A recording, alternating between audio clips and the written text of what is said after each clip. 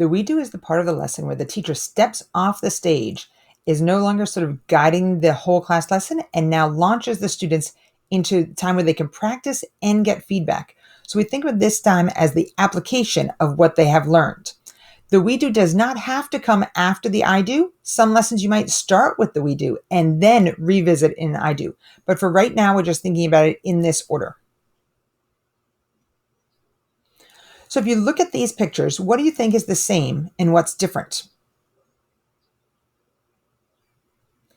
In all the pictures, you can see that the students are working together. They're sharing their ideas. So whether it's at a desk or whether it's on the rug, you can see they all have materials in front of them.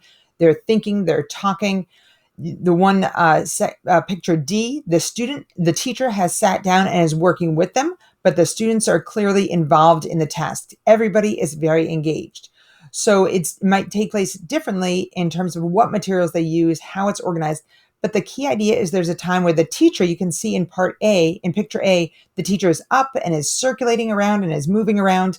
But in each one, the students are very engaged in the learning. And this is where they are applying what they're learning and getting feedback. So the teacher is not off sort of filing papers or just spending her whole time with one group. She's still or he's still monitoring the room, circulating, understanding what the students know, and then giving feedback to advance their learning.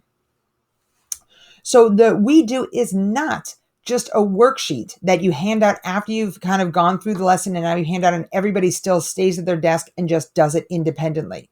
It is not a step-by-step activity that the whole class just follows along with what the teacher is doing, but the teacher is still doing all the work. It is not just a fun activity where the students go off and do something that's unrelated to the real learning that you want in the lesson goals.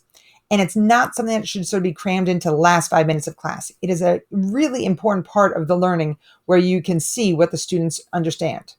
So this is the time the teacher steps off the stage and is now sort of a guide on the side. So still the teacher is actively involved, but more guiding the learning. You want to have an activity now where the students can practice what they have learned. So again, they might have different ways where you're trying to uncover possible points of confusion. Now they are doing it and you're addressing what they know. So this is where you're going to have planned, assessing, and advancing questions that the teacher will use to check in as she's circulating. Ideally, some sort of recording tool is great so that you can kind of make notes as you're going around. So assessing questions might be questions that you're trying to understand what the students understand about what they're doing. So you might be asking, well, how did you know that? What were the steps that you went to solve that? How did you know what might have gone wrong? So you're trying to address those different points. Advancing questions might be now more like what if questions. So you're trying to advance their knowledge. What would happen if you switch those around? Is it always going to work the way? What patterns are you noticing? So you're trying to help them think beyond even the specific task that they're doing. This is also a really important time for a differentiation.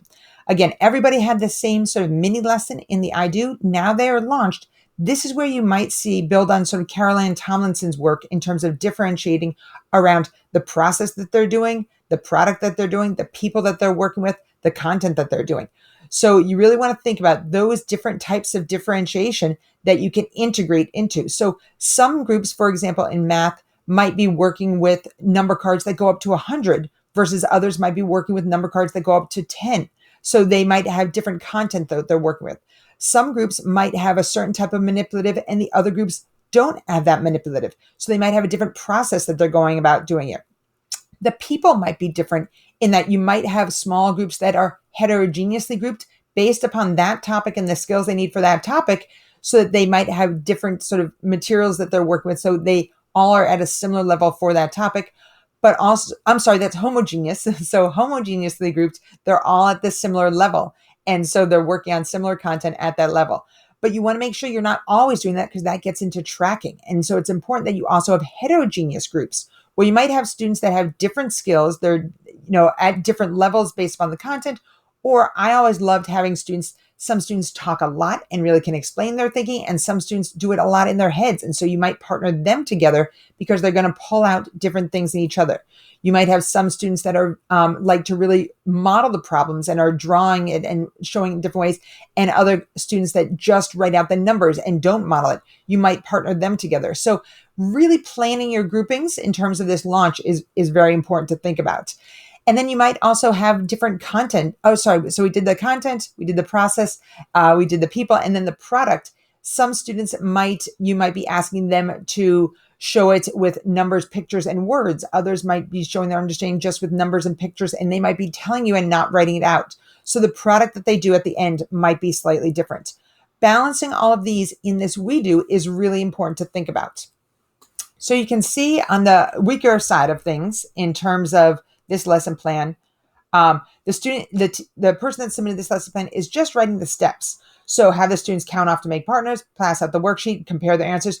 There's not a lot that we can see here about how your thinking is, how you're going to support them. You can see in this differentiation section, they're just saying what all the students will do. What you want to list in the differentiation is just what is different for different groups. This is an important question because sometimes when you're out with your own classroom, a principal will say, well, how are you differentiating? You want to be really purposeful about how you're doing it. So you can see on the strong side, allotting about 10 minutes for it. There's going to be an assigned partner that the teacher is going to show the list. Then they're going to look at the graph and talk about what do they notice. They're going to discuss something similar and different. So this we do is a really important time for a discourse where they're sharing their understandings. And then you can see questions and then they're going to, after they do that, then they're going to individually go through answers, but they kind of work together to just understand the graph. So then you can see in bold the different questions the teacher might ask as she's circulating.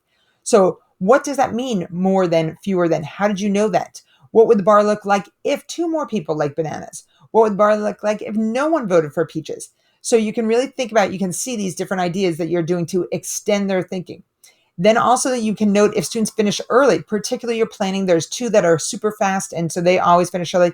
They can use the graph paper to make their own bar graph. And maybe this is something that then you'll use the next day for the whole class. So this is what I always call as a natural extension. It's not another worksheet that they have to do. They're not putting down their math and picking up their independent reading. They can just extend what they're doing and they almost become the teacher. So now they can create based upon what they just did. And ideally you use that then in a future lesson so they can see kind of how much you value the work. It's a great time to give them feedback about that.